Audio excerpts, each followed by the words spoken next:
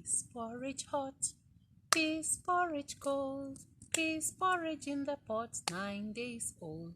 Some like it hot, some like it cold, some like it in the pot 9 days old.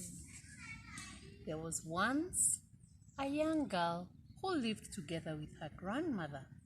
But everything had dried up so much from the drought, and they had nothing to eat. The little girl said to her grandmother, "Grandmother, grandmother, I'll go into the forest and find something for us to eat." Grandmother stayed back, and the little girl walked into the forest. There she met up with an old man who was carrying a heavy load of firewood on his head. She had a kind heart, and she offered to help him. And she carried the wood all the way to the old man's house. The old man said, "I know you're hungry, so here is a pot, but listen carefully. When you want to eat, say, 'Cook, porridge pot, cook.' And this pot will give you millet and sorghum porridge. When you're fed, say, 'Stop, porridge pot, stop.' And the pot will stop cooking until the next time you need something to eat." The kind girl thanked the old man, and she carried the pot all the way home. "Grandmother, grandmother, look what I found. I found a pot, and you know what it can do? Cook, porridge pot, cook."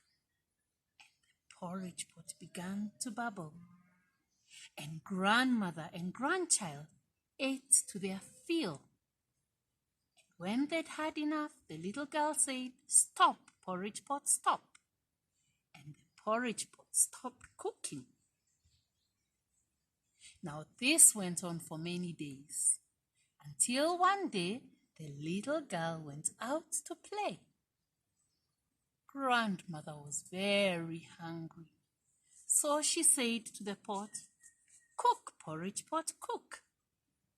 And the porridge pot cooked. It bubbled with sorghum and millet porridge. And she ate until she had her fill. But when it was time to stop, she couldn't remember what to say. So she said, "Nyongo wacha, stop. I've had enough now.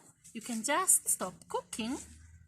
But the porridge pot bubbled with sorghum and millet porridge, and it flowed out of the pot and began flowing into the house, out of the house, through the door, and into the garden.